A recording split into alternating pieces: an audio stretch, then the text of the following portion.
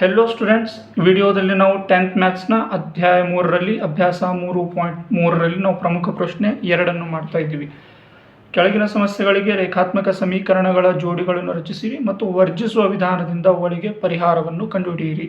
ಅಂದರೆ ಕೊಟ್ಟಿರುವ ವ್ಯಾಖ್ಯೆಯನ್ನು ಮೊದಲು ನಾವು ಸಮೀಕರಣ ರೂಪದಲ್ಲಿ ತಂದು ಕೇವಲ ನಾವು ವರ್ಜಿಸುವ ವಿಧಾನದಿಂದ ಮಾತ್ರ ನಾವು ಅದರ ಬೆಲೆಗಳನ್ನು ಕಂಡುಹಿಡಿಯಬೇಕು. ಅದರಲ್ಲಿ ಮೊದಲನೇ ಪ್ರಶ್ನೆ, ಒಂದು ಭಿನ್ನರಾಶಿಯ ಅಂಶಕ್ಕೆ ಒಂದನ್ನು ಸೇರಿಸಿ ಛೇದದಿಂದ ಒಂದನ್ನು ಕಳೆದು ಸಂಕ್ಷೇಪಿಸಿದರೆ 1 ಸಿಗುತ್ತದೆ.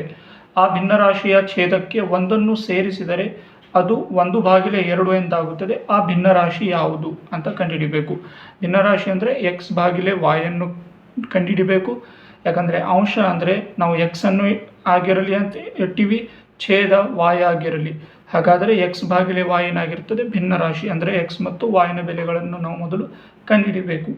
2 ನಮಗೆ ಸಂದರ್ಭಗಳನ್ನು ಕೊಟ್ಟಿದ್ದಾರೆ, ಅದನ್ನು ಸಮೀಕರಣ ರೂಪದಲ್ಲಿ ತರ್ತೀವಿ. ಒಂದು ಭಿನ್ನರಾಶಿಯ ಅಂಶಕ್ಕೆ ಒಂದನ್ನು ಸೇರಿಸಿ, ಅಂಶ ಏನದ x ಅದ, ಅದರಲ್ಲಿ ಒಂದನ್ನು ಸೇರಿಸಿದರೆ ಛೇದದಿಂದ ಒಂದನ್ನು ಕಳೆದು, ಛೇದ y ಇದೆ, ಅದರಲ್ಲಿ ಒಂದನ್ನು ಕಳೆದರೆ 1 ಸಿಗುತ್ತದೆ. ಅದರ ಬೆಲೆ ಏನಾಗಿರ್ತದೆ? 1 ಆಗಿರ್ತದೆ. ಅದೇ ರೀತಿಯಾಗಿ ಆ ಭಿನ್ನರಾಶಿಯ ಛೇದಕ್ಕೆ ಒಂದನ್ನು ಸೇರಿಸಿದರೆ, ಅಂದರೆ ಅಂಶಕ್ಕೆ ಏನೂ ಸೇರಿಸಬಾರ್ದು, ಛೇದದಲ್ಲಿ ಒಂದನ್ನು ಸೇರಿಸಬೇಕು ಅಷ್ಟೇ. ಹಾಗಾದರೆ ಅದರ ಬೆಲೆ ಏನಾಗಿರುತ್ತೆ? 1/2 ಆಗಿರ್ತದೆ. ಅಂದರೆ ಇವೆರಡೂ ಸಮೀಕರಣಗಳನ್ನು ಬಿಡಿಸ್ಕೊಂಡು ನಾವು ಸರಳ ರೂಪಕ್ಕೆ ತರಬೇಕು. ಅಲ್ಲಿ ಕೆಳಗೆ ಏನೂ ಇರಲಿಲ್ಲ ಅಂದರೆ 1 ಇರ್ತದೆ. ಅಂದರೆ 1 ಗುಣಿಲೆ x+1 ಅಂದರೆ ಅದು x+1 ಇರ್ತದೆ. y - 1 ಗುಣಿಲೆ 1 ಅಂದರೆ y - 1 ಬರುತ್ತೆ. ಇವಾಗ y ಅನ್ನು ಈ ಸೈಡ್ ತರ್ತೀವಿ, +y ಇದ್ದಿದ್ದು -y, +1 ಇದ್ದಿದ್ದು ಈ ಸೈಡ್ ಬರುತ್ತೆ, -1 ಆಗುತ್ತದೆ. ಅಂದರೆ x - y ಸಮನಾಗಿದೆ -1 -1 ಅಂದರೆ -2. ಇದು 1ನೇ ಸಮೀಕರಣ. ಅದೇ ರೀತಿಯಾಗಿ ಇದನ್ನು ಬಿಡಿಸ್ತೀವಿ. 2 ಗುಣಿಲೆ x ಅಂದರೆ 2x ಆಗುತ್ತೆ. y +1 ಗುಣಿಲೆ 1 ಅಂದರೆ y +1 ಇರುತ್ತೆ. ಯಾಕಂದರೆ ಯಾವುದೇ ಸಂಖ್ಯೆಯನ್ನು 1ರಿಂದ ಗುಣಾಕಾರ ಮಾಡಿದ್ರೆ ಅದೇ ಸಂಖ್ಯೆ ಬರುತ್ತೆ. y ಅನ್ನು ಈ ಸೈಡ್ ತೊಗೊಂಡು ಬರ್ತೀವಿ, ಅಂದರೆ ಅದು -y ಸಮನಾಗಿದೆ 1. ಇದು 2ನೇ ಸಮೀಕರಣ. ಈಗ ವರ್ಜಿಸುವ ವಿಧಾನದಲ್ಲಿ ಯಾವುದಾದ್ರೂ ಒಂದು ಕ್ಯಾನ್ಸಲ್ ಆಗಬೇಕಾದ್ರೆ ಇಲ್ಲಿನೂ y ಇದೆ, ಇಲ್ಲಿನೂ y ಇದೆ. ಅಂದರೆ ನಮಗೆ ಯಾವುದೇ ಸಂಖ್ಯೆಯಿಂದ ಗುಣಾಕಾರ ಮಾಡುವ ಅವಶ್ಯಕತೆ ಇಲ್ಲ, ಡೈರೆಕ್ಟಾಗಿ ನಾವು ಕಳಿಬಹುದು. ಅದಕ್ಕಾಗಿ ಇಲ್ಲಿ ಸಮೀಕರಣ 1ರಿಂದ 2 ಕಳೆದಾಗ ಸಮೀಕರಣ 1 ಇದೆ, x - y ಸಮನಾಗಿದೆ -2. 2ನೇ ಸಮೀಕರಣ 2x - y ಸಮನಾಗಿದೆ 1. ಇಲ್ಲಿ ಕ್ಯಾನ್ಸಲ್ ಆಗಬೇಕಾದ್ರೆ 2 ಚಿಹ್ನೆಗಳು ಸೇಮ್ ಇರಬಾರ್ದು. ಅಂದರೆ ಒಂದು ಮೈನಸ್ ಒಂದು ಪ್ಲಸ್ನ ಅಥವಾ ಒಂದು ಪ್ಲಸ್ ಒಂದು ಮೈನಸ್ನಲ್ಲಿ ಇರಬೇಕು. ಇರಲಿಲ್ಲ ಅಂದರೆ ನಾವು ಕೆಳಗಿನ ಚಿಹ್ನೆಗಳನ್ನು ಚೇಂಜ್ ಮಾಡ್ತೀವಿ. ಮೈನಸ್ ಇದ್ದರೆ ಪ್ಲಸ್, ಪ್ಲಸ್ ಇದ್ದರೆ ಮೈನಸ್, ಪ್ಲಸ್ ಇದ್ದರೆ ಮೈನಸ್. ಅಂದರೆ ಇವಾಗ ಮೈನಸ್ ಪ್ಲಸ್ ಆಯಿತು ಅಂದರೆ y ಕ್ಯಾನ್ಸಲ್. ಇಲ್ಲಿ ಪ್ಲಸ್ ಇದೆ, ಇಲ್ಲಿ ಮೈನಸ್ ಇದೆ, ಅಂದರೆ -2 ಎಕ್ಸ್ನಲ್ಲಿ +1 x ಹೋಯಿತು ಅಂದರೆ -x 1x. ಇಲ್ಲಿನೂ ಮೈನಸ್, ಇಲ್ಲಿನೂ ಮೈನಸ್, ಅಂದರೆ ಮೈನಸ್ ಕೂಡಿಸ್ಬೇಕು, 3 ಆಗುತ್ತೆ. 2 + 1. ಇಲ್ಲಿ ಮೈನಸ್ ಕ್ಯಾನ್ಸಲ್ ಆದರೆ ಉಳಿತು 3, ಅಂದರೆ ಎಕ್ಸ್ನ ಬೆಲೆ ಬಂತು 3. ಈಗ y ಬೆಲೆ ಕಂಡುಹಿಡಿಬೇಕು ನಾವು.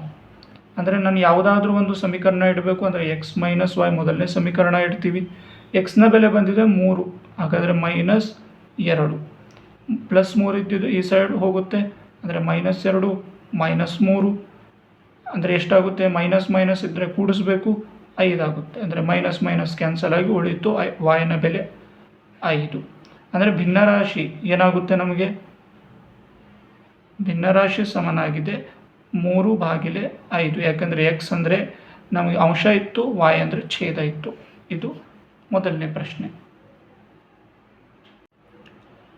2ನೇ ಪ್ರಶ್ನೆ, 5 ವರ್ಷಗಳ ಹಿಂದೆ ನೂರಿಯ ವಯಸ್ಸು ಸೋನುವಿನ ವಯಸ್ಸಿನ 3 ಪಟ್ಟು ಆಗಿತ್ತು. 10 ವರ್ಷಗಳ ಬಳಿಕ ನೂರಿಯ ವಯಸ್ಸು ಸೋನುವಿನ ವಯಸ್ಸಿನ 2 ಪಟ್ಟು ಆಗುತ್ತದೆ. ಹಾಗಾದರೆ ನೂರಿ ಮತ್ತು ಸೋನುವಿನ ಈಗಿನ ವಯಸ್ಸೆಷ್ಟು? ಇಲ್ಲಿ ನೂರಿ ಮತ್ತು ಸೋನು ಅಂತ ಇಬ್ಬರು ವ್ಯಕ್ತಿಗಳಿದ್ದಾರೆ. ಅಂದರೆ ನೂರಿಯ ವಯಸ್ಸು ನಾವು x ಅಂತ ಇಟ್ಕೋತೀವಿ, ಸೋನುವಿನ ವಯಸ್ಸು y. ಅವರು 2 ಸಂದರ್ಭಗಳನ್ನು ಕೊಟ್ಟಿದ್ದಾರೆ. ಒಂದು 5 ವರ್ಷಗಳ ಹಿಂದೆ, ಇನ್ನೊಂದು 10 ವರ್ಷಗಳ ಬಳಿಕ. 2 ಸಂದರ್ಭಗಳನ್ನು ನಾವು ಸಮೀಕರಣದಲ್ಲಿ ಬರಿತೀವಿ. ಈಗ ನಾವು 5 ವರ್ಷಗಳ ಹಿಂದೆ ಸೋನುವಿನ ವಯಸ್ಸು ನೂರಿಯ ವಯಸ್ಸು ಮತ್ತು ಸೋನುವಿನ ವಯಸ್ಸು ಏನಾಗಿರುತ್ತೆ? ಹಿಂದೆ ಅಂದರೆ -5 ಮಾಡಬೇಕು. ಈಗಿನ ವಯಸ್ಸು x ಇದ್ದರೆ 5 ವರ್ಷಗಳ ಹಿಂದೆ 5 ಆಗಿರುತ್ತೆ. ಅದೇ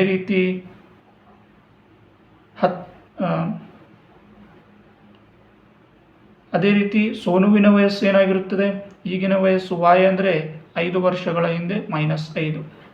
ಅವರು ಏನು ಹೇಳ್ತಾರೆ, 5 ವರ್ಷಗಳ ಹಿಂದೆ ನೂರಿಯ ವಯಸ್ಸು, ಇದು ನೂರಿಯ ವಯಸ್ಸು, ಇದು ಸೋನುವಿನ ವಯಸ್ಸು. ನೂರಿಯ ವಯಸ್ಸು ಸೋನುವಿನ ವಯಸ್ಸಿನ 3 ಪಟ್ಟಾಗಿತ್ತು. ಅಂದರೆ ಸೋನುವಿನ ವಯಸ್ಸಿನ 3 ಪಟ್ಟು ಏನಾಗಿರುತ್ತೆ, ಇದು ನೂರಿಯ ವಯಸ್ಸಾಗಿರುತ್ತದೆ. 10 ವರ್ಷಗಳ ಬಳಿಕ ನಂತರ ಅಂದರೆ ಅದು +10 ಆಗುತ್ತೆ, ಇಲ್ಲಿ y +10 ಆಗುತ್ತೆ. 10 ವರ್ಷಗಳ ನಂತರ ಇಬ್ಬರ ವಯಸ್ಸು, ಈಗಿನ ವಯಸ್ಸು x ಅಂದರೆ 10 ವರ್ಷಗಳ ಬಳಿಕ 10 ಪ್ಲಸ್ ಮಾಡ್ತೀವಿ, ಅವಾಗೇನಾಗುತ್ತೆ 10 ವರ್ಷಗಳ ಬಳಿಕ ನೂರಿಯ ವಯಸ್ಸು ಸೋನುವಿನ ವಯಸ್ಸಿನ 2 ಪಟ್ಟು ಆಗುತ್ತದೆ. ಹಾಗಾದರೆ ನೂರಿ ಮತ್ತು ಸೋನುವಿನ ವಯಸ್ಸೆಷ್ಟು ಅಂತ ಕೇಳಿದ್ದಾರೆ. ಅಂದರೆ ಸೋನುವಿನ ವಯಸ್ಸಿನ 2 ಪಟ್ಟು ಅಂದರೆ 2ರಿಂದ ಗುಣಾಕಾರ ಮಾಡಬೇಕು. ಏನಾಗಿರ್ತದ, ಸೋನುವಿನ ವಯಸ್ಸಿನ 2 ಪಟ್ಟು 10 ವರ್ಷಗಳ ನಂತರ.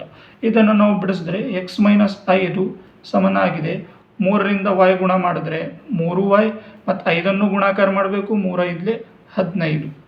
ಈಗ x ಮತ್ತು y ಅನ್ನು ಈ ಸೈಡ್ ತೊಗೊಂಡು ಬರ್ತೀವಿ. 3y ಪ್ಲಸ್ ಇದ್ದರೆ ಮೈನಸ್ ಇದ್ದರೆ ಪ್ಲಸ್, ಇಲ್ಲಿ -15 ಮೊದಲು ಬರೆದು ಮೈನಸ್ ಇದ್ದಿದ್ದು +5 ಮಾಡ್ತೀವಿ. x - 3y ಸಮನಾಗಿದೆ -15ರಲ್ಲಿ 5 ಹೋಯಿತು ಅಂದರೆ -10. ಇದು ಮೊದಲನೇ ಸಮೀಕರಣ. ಇದನ್ನು ಅದೇ ರೀತಿ x + 10 2 × y ಅಂದರೆ 2y 2 × 10. x + 2y ಇದ್ದಿದ್ದು -2y 20 ಇದ್ದಿದ್ದು 20 ಬರಿತೀವಿ, ಈ ಸೈಡೇ ಇತ್ತದು ಪ್ಲಸ್ ಈ ಸೈಡ್ ಇದೆ, ಈ ಸೈಡ್ ತೊಗೊಂಡು ಬಂದರೆ 10 ಆಗುತ್ತೆ. ಅಂದರೆ x - 2y ಸಮನಾಗಿದೆ 20ರಲ್ಲಿ 10 ಹೋಯಿತು ಅಂದರೆ 10. ಇದು ಎರಡನೇ ಸಮೀಕರಣ.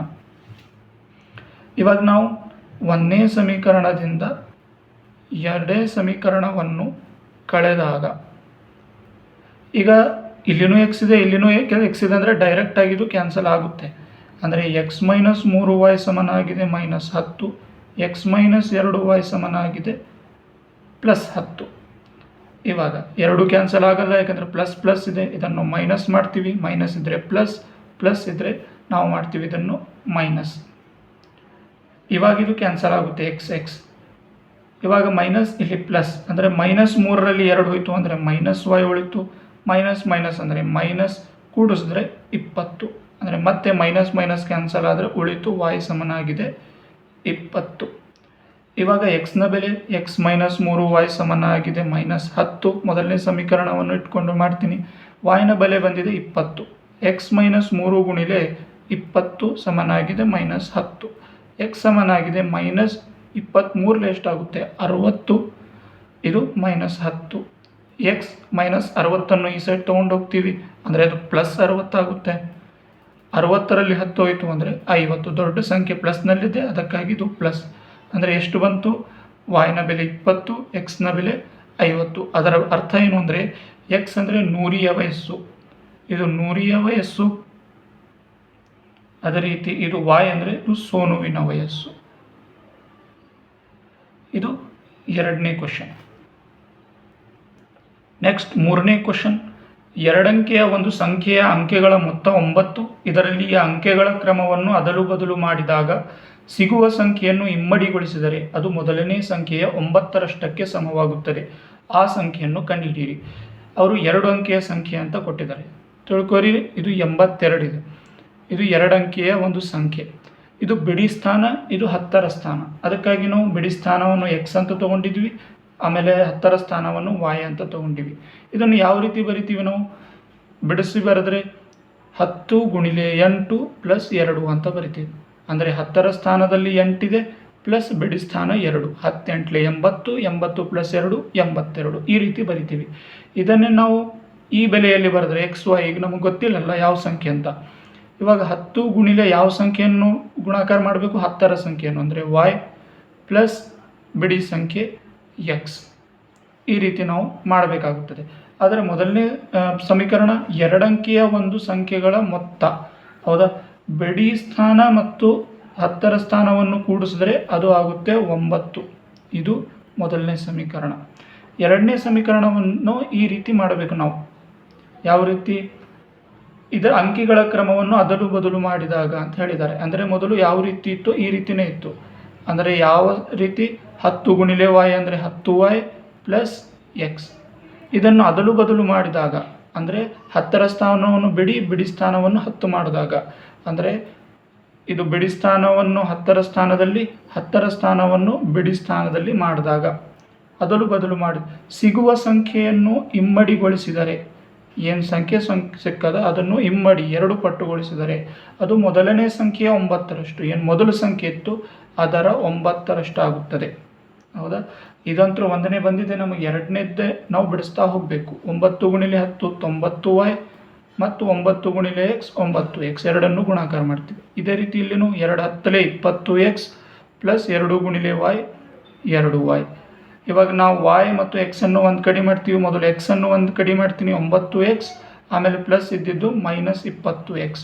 ಅದೇ ರೀತಿ 90y ಪ್ಲಸ್ 90y ಪ್ಲಸ್ ಇದ್ದಿದ್ದು ಮೈನಸ್ 2y ಸಮನಾಗಿದೆ. ಇಲ್ಲಿ ಏನು ಉಳಿದಿಲ್ಲ, ಅದಕ್ಕಾಗಿ 0 ಕೊಡ್ತೀವಿ. ಈಗ ಮೈನಸ್ 20ರಲ್ಲಿ 9 ಹೋಯಿತು ಅಂದರೆ ಮೈನಸ್ 11 ಉಳಿತು, ಎಕ್ಸ್ ಇದ್ದಿದ್ದು ಎಕ್ಸ್. ಅದೇ ರೀತಿ ಪ್ಲಸ್ ದೊಡ್ಡ ಸಂಖ್ಯೆ 90ರಲ್ಲಿ 2 ಹೋಯಿತು ಅಂದರೆ 88 y ಅನ್ನು ಇಡ್ತೀವಿ, ಇದು 0. ಇಲ್ಲಿ ಈ ಸಂಖ್ಯೆಗಳು ದೊಡ್ಡ ಸಂಖ್ಯೆ ಇವೆ, ಇಲ್ಲಿ ಚಿಕ್ಕ ಸಂಖ್ಯೆಗಳಿವೆ. ಅದಕ್ಕಾಗಿ ಇದನ್ನು ಚಿಕ್ಕ ಸಂಖ್ಯೆಯಲ್ಲೇ ಮಾಡ್ಕೋಬೇಕು. ಇನ್ನೊಂದಂದರೆ ಇದು ಮೊದಲನೇ ಸಂಖ್ಯೆ, ಸಮೀಕರಣದ ಮೊದಲನೇ ಸಂಖ್ಯೆ ಋಣಾತ್ಮಕವಾಗಿದೆ, ಮೈನಸ್ನಲ್ಲಿದೆ, ಅದು ಇರಬಾರದು, ಅದನ್ನು ಕೂಡ ಧನಾತ್ಮಕವಾಗಿ ಮಾಡಬೇಕು. ಅದಕ್ಕಾಗಿ ನಾವು ಮೈನಸ್ಸನ್ನು ಕಾಮನ್ ತೆಗಿತೀವಿ. ಸಾಮಾನ್ಯ 11ರ ಮಧ್ಯೆಯಲ್ಲಿ 88 ಹೋಗುತ್ತೆ, ಅದಕ್ಕಾಗಿ ಸಾಮಾನ್ಯ ಸಂಖ್ಯೆ 11ನ್ನು ಹೊರಗೆ ತಗೋತೀವಿ. ಈಗ ಮೈನಸ್ 11 ಹೊರಗಿದೆ ಅಂದರೆ ಒಳಗೇನು ಉಳಿತು ಎಕ್ಸ್, ಹಂಗಂದರೆ ಮೈನಸ್ 11 ಗುಣಿಲೆ ಎಕ್ಸ್ ಮೈನಸ್ 11x ಅದೇ ಬರಬೇಕು. ಈಗ 88 11ರ ಮಧ್ಯೆಯಲ್ಲಿ ಯಾವಾಗ ಬರುತ್ತೆ? ಇಲ್ಲಿ ಪ್ಲಸ್ ಬರೋದಿಲ್ಲ, ಏನು ಬರುತ್ತೆ?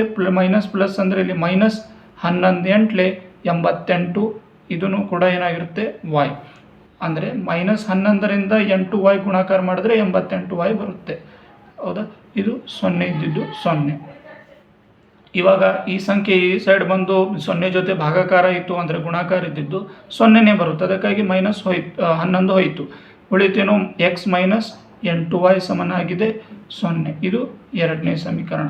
ಇದರಲ್ಲಿನೂ ಎಕ್ಸ್ ಇದೆ, ಇದರಲ್ಲಿನೂ ಎಕ್ಸ್ ಇದೆ, ಅಂದರೆ ನಾವು ಈಸಿಯಾಗಿ ಇದನ್ನು ವರ್ಜಿಸುವ ವಿಧಾನವನ್ನು ಮಾಡ್ಬೋದು. ಸಮೀಕರಣ 1ರಿಂದ 2 ಕಳೆದಾಗ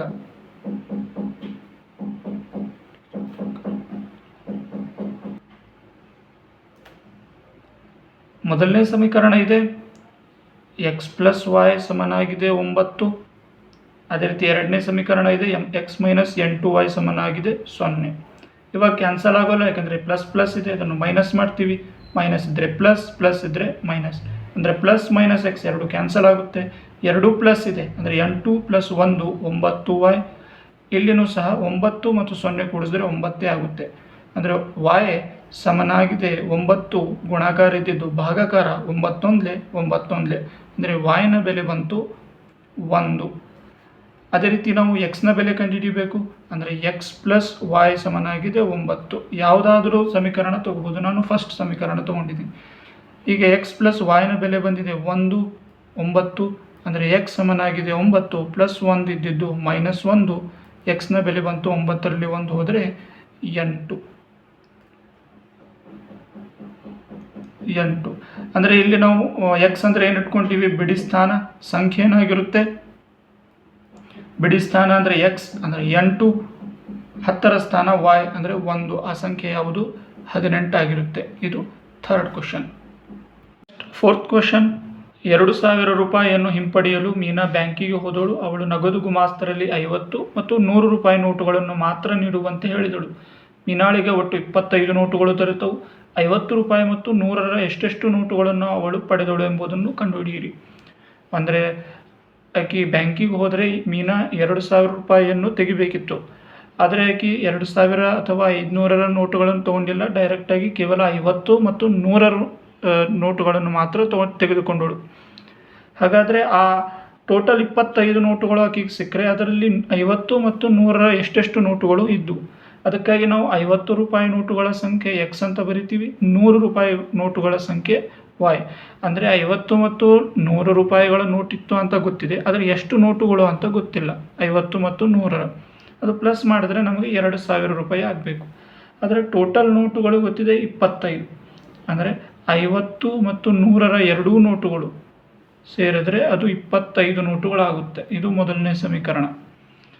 ಇವಾಗ ಬೆಲೆ ಗೊತ್ತಿಲ್ಲ ನಮಗೆ. ಬೆಲೆ ಹೆಂಗೆ ಕಂಡುಹಿಡಿತೀವಿ ಅಂದರೆ 50ರ ನೋಟ್ ಇತ್ತು ಅಂದರೆ ಅಥವಾ 100ರ ನೋಟ್ ಇತ್ತು ಅಂದರೆ 100ರ 10 ನೋಟುಗಳಿದ್ದರೆ 1000 ಆಗುತ್ತೆ. ಅಂದರೆ ಏನು ಮಾಡ್ತೀವಿ ನಾವು, 100ರ ಬೆಲೆಯ ನೋಟಿದೆ, 10 ನೋಟುಗಳಿವೆ ಅಂದರೆ ಅದು 1000 ಆಗುತ್ತೆ. ಅಂದರೆ ಏನು ಮಾಡೀವಿ ನಾವು, ಎಷ್ಟು ಬೆಲೆಯ ನೋಟಿತ್ತು ಅದರ ಸಂಖ್ಯೆಗಳಿಂದ ಗುಣಾಕಾರ ಮಾಡೀವಿ. ನಮಗೆ ಎಷ್ಟು ಬೆಲೆಯ ನೋಟಿದೆ ಗೊತ್ತಿದೆ, 50 ಬೆಲೆ ಪುಟ್ಟದ ನೋಟಿದೆ, ಮುಖದ ನೋಟಿದೆ, ಆದರೆ ಎಷ್ಟು ಅಂತ ಗೊತ್ತಿಲ್ಲ. ಅದರಿಂದ ಗುಣಾಕಾರ ಮಾಡಿದ್ರೆ, ಸಂಖ್ಯೆಯನ್ನು ಗುಣಾಕಾರ ಮಾಡಿದ್ರೆ ನಮಗೆ ಗೊತ್ತಾಗುತ್ತೆ. ಅದೇ ರೀತಿಯ 100 ಮುಖಬೆಲೆಯ ನೋಟಿದೆ, ಆದರೆ ಎಷ್ಟಿದೆ ಗೊತ್ತಿಲ್ಲ, ಸಂಖ್ಯೆ ನಾವು ಕಂಡುಹಿಡಿಬೇಕು.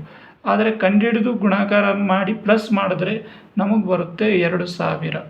ಇದು 2ನೇ ಸಮೀಕರಣ. ಈ ಸಂಖ್ಯೆನೂ ಏನಾಗಿದೆ, ದೊಡ್ಡದಾಗಿದೆ. ಅದು 50ರಿಂದ 2 ಕೂಡ ಭಾಗ ಹೋಗುತ್ತೆ. ಅದಕ್ಕಾಗಿ 50ಅನ್ನು ನಾವು ಬ್ರ್ಯಾಕೆಟ್ನಿಂದ ಹೊರಗೆ ತೆಗಿತೀವಿ. ಇವಾಗ 50ರ ಮಗ್ಗಿಯಲ್ಲಿ 50 ಒಂದಲೇ ಹೋಗುತ್ತೆ, ಅಂದರೆ 50 ಹೊರಗೆ ಬಂದಿದೆ ಅಂದರೆ ಉಳಿತು ಒಳಗೆ ಎಕ್ಸ್. ಅದೇ ರೀತಿ 50ರಲ್ಲಿ 100, 52ಲೆ 100 ವಾಯ್ ಉಳಿತು.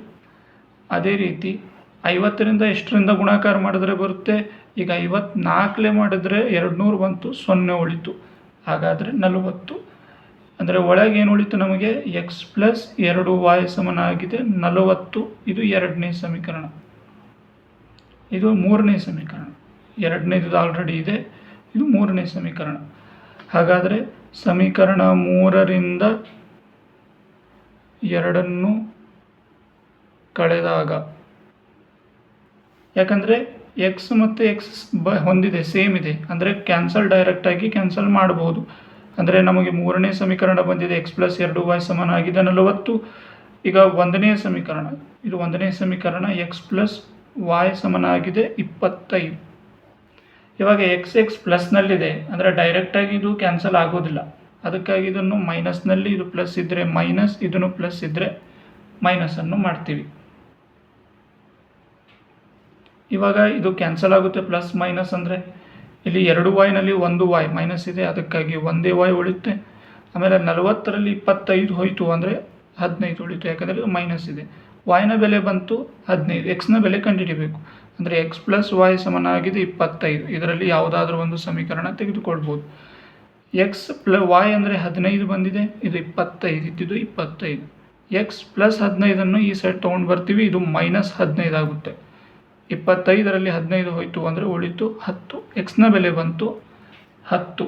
ಹಾಗಾದರೆ 50 ರೂಪಾಯಿ ನೋಟುಗಳ ಬೆಲೆ ಎಷ್ಟು ಬಂತು, 10. ಇದು 50 ರೂಪಾಯಿ ಮುಖದ ಬೆಲೆ. ಇದು y ಅಂದರೆ ಇದು 100 ರೂಪಾಯಿ ಮುಖದ ಬೆಲೆ. ಇದು 15 ನೋಟುಗಳಿದ್ವು, ಟೋಟಲ್ ಮಾಡಿದ್ರೆ ಇದು 2000 ಆಗುತ್ತೆ. ಇದು 4th ಕ್ವಶನ್. 5th question. ಒಂದು ಎರವಲು ಗ್ರಂಥಾಲಯದಲ್ಲಿ ಮೊದಲು 3 ದಿನಕ್ಕೆ ಒಂದು ನಿಗದಿತ ಶುಲ್ಕವಿರುತ್ತದೆ, ಆ ಬಳಿಕ ಪ್ರತಿಯೊಂದು ದಿನಕ್ಕೂ ಒಂದು ಹೆಚ್ಚುವರಿ ಶುಲ್ಕವಿರುತ್ತದೆ. ಅಂದರೆ ಒಂದು 3 ದಿನಕ್ಕೆ ತಗೋಬೇಕಾದರೆ ಒಂದು ನಿರ್ದಿಷ್ಟ ಸಂಖ್ಯೆಯ ಫೀಸ್ ಇದೆ, ಅದಕ್ಕೆ ನಿಶ್ಚಿತ ಫೀಸ್ ಅಂತ ಕರಿತೇವೆ, ನಿಗದಿತ ಶುಲ್ಕ ಅಂತ ಕರೀತಿದ್ದಾರೆ. ಅಂದರೆ 3 ದಿನಕ್ಕೆ ಇಂತಿಷ್ಟು ಅಂತ ಫೀಸ್ ಇದೆ. ಒಂದು ವೇಳೆ 3 ದಿನಕ್ಕಿಂತ ಹೆಚ್ಚಾಯಿತು ಅಂದರೆ ಪ್ರತಿ ದಿನಕ್ಕಿಂತಷ್ಟು ಫೈನ್ ಅಥವಾ ಹೆಚ್ಚುವರಿ ಅಂತ ತಗೊಂಡು ಫೀಸನ್ನು, ಶುಲ್ಕವನ್ನು ತಗೋತಾರೆ. ಒಂದು ವೇಳೆ ಪುಸ್ತಕವನ್ನು 7 ದಿನ ತನ್ನಲ್ಲಿ ಇರಿಸಿಕೊಂಡಿದ್ದಕ್ಕಾಗಿ ಸರಿತಾ 27 ಪಾವತಿಸಿದರೆ, ಪುಸ್ತಕವನ್ನು 5 ದಿನ ಇರಿಸಿಕೊಂಡಿದ್ದಕ್ಕಾಗಿ ಸೂಸಿ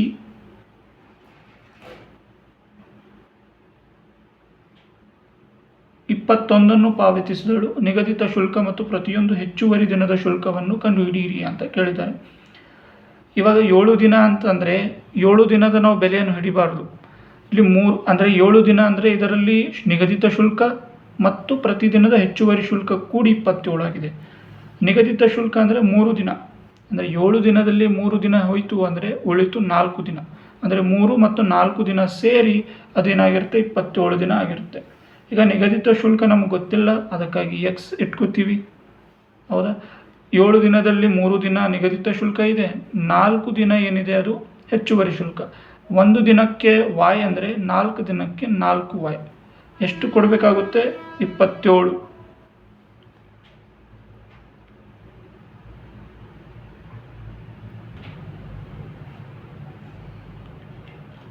ಇದು ಮೊದಲನೇ ಸಮೀಕರಣ.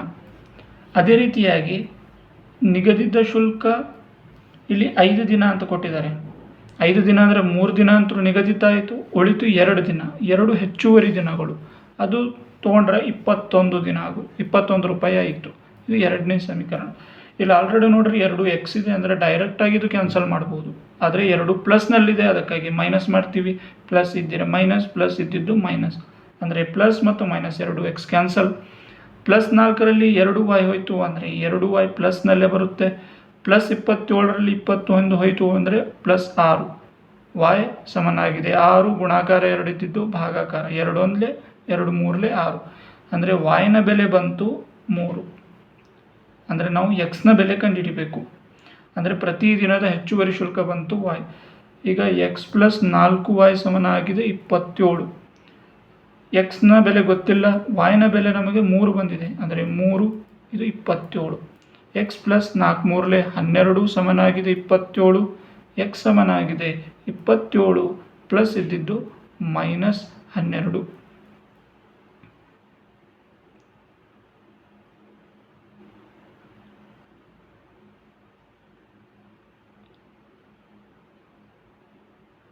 ಇವಾಗ 27ರಲ್ಲಿ 12 ಹೋಯಿತು ಅಂದರೆ ಉಳಿತು 15.